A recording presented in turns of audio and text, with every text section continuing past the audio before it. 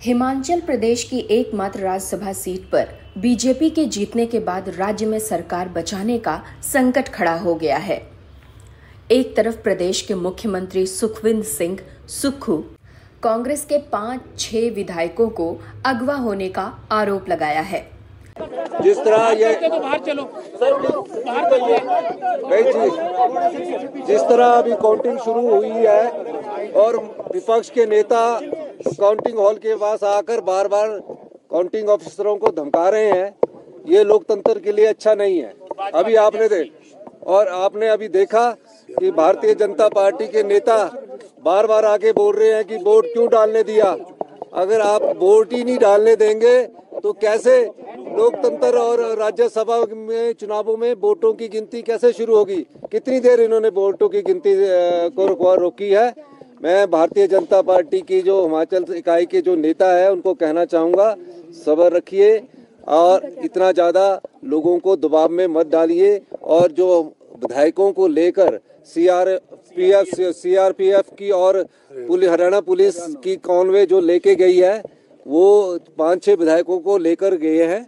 और निश्चित तौर पर मैं कह सकता हूं कि जो लोग गए हैं उनके परिवार के लोग उनसे संपर्क कर रहे हैं और वो अपने परिवार से जरूर संपर्क करें।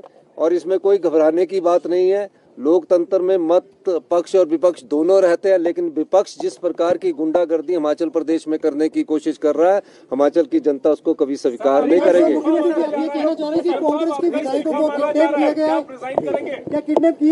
अरे भाई, अभी तो काउंटिंग शुरू होगी और हमारे पास पूरी मेजॉरिटी है। डोंट वरी, आप घबराइए मत, आपको पूरी मिलेगी। और मैं ये भी कहना चाहता हूँ, हिमाचल की जनता के साथ हम खड़े होकर जिस प्रकार का ये गंदा घिनौना खेल भारतीय जनता पार्टी की सरकार खेल रही है, हिमाचल की संस्कृति इस चीज को कभी पसंद नहीं करती। और निश्चित तौर पर मैं कह सकता हूँ विधानसभा खरीद फरोख्त का तो अभी जो लग रहा है, जिस तरह से वो लोगों ने अभी किडनैप करके ले जा रहे हैं, जिसका कि बस के चित्र हमें मिले हैं, तो हम कह सकते हैं कि आने वाले समय में इस प्रकार के लोकतंत्र को जिस प्रकार हत्या करने की कोशिश की जा रही है, ये हम हिंदुस्तान की जनता और हिमाचल की जनता को स्वीकार नहीं करेंगे। धन्यवाद। बीजेपी डेलीगेशन ने बुधवार को राज्यपाल से मुलाकात कर सुक्खू सरकार के पास पूर्ण बहुमत न होने का दावा किया है। इसके साथ ही उन्होंने सदन में वित्तीय बजट के लिए मत विभाजन की मांग की है। विधायक दल के साथ राज्यपाल से मुलाकात करने के बाद जयराम ठाकुर ने मीडिया से बात करते हुए कहा, हमें कई आशंकाएं हैं। हमें आशंका है कि वो भाजपा के विधायकों को विधानसभा में सस्पेंड कर सकते हैं। कल कांग्रेस के जिन विधायकों ने भाजपा को वोट दिया, उन्हें नोटिस जारी हुआ और उन्हें भी विधानसभा में सस्पेंड करने की दिशा में कदम उठाए जा सकते हैं। राज्यसभा चुनाव में व्हिप जारी नहीं किया जा सकता, लेकिन कांग्रेस ने ऐसा किया। चुनाव आयोग के दिशा निर्देश राज्यसभा चुनाव में क्रॉस वोटिंग अमान्य नहीं है। प्रदेश में बने हैं, पिछले 2 दिन से उसके बारे में जानकारी दी है। और आज का विषय तो बड़ा स्पेसिफिक था।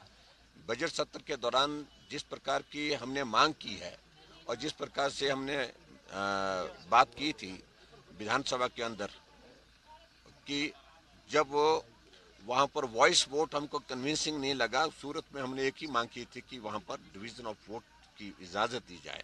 लेकिन अध्यक्ष महोदय जी ने हमारी बात को नहीं सुना, 2 बार हाउस एडजर्न कर दिया। और जब उनको मिलने के लिए गए तो मार्शल खड़े कर दिए, जिन मार्शल ने हमारे विधायकों के साथ बहुत मिसबिहेव किया, धक्का मुक्की की और विधायक घायल हुए हैं उसमें। ये कभी भी हिमाचल प्रदेश की विधानसभा के अंदर कभी ऐसा हुआ नहीं। और उसके अतिरिक्त आज हमारी आशंका ये है कि वो भाजपा के विधायकों को सस्पेंड करने की दिशा में कदम ले रहे हैं। और दूसरा, कांग्रेस पार्टी के जिन विधायकों ने भारतीय जनता पार्टी के कैंडिडेट के लिए राज्यसभा में समर्थन दिया, वोट दिए, उनको भी नोटिस जारी किया है, उनको भी सस्पेंड करने की दिशा में वो कदम उठा सकते हैं। ऐसे में ये सारी कार्यवाही नियम के मुताबिक चले, इसलिए इस बात को लेकर के हमने आज महामहिम राज्यपाल महोदय जी से आग्रह किया कि आप सारे सिस्टम में इंटरवीन करें। आसान शब्दों में कहें तो बीजेपी अब सुक्खू सरकार के फ्लोर टेस्ट की मांग कर रही है।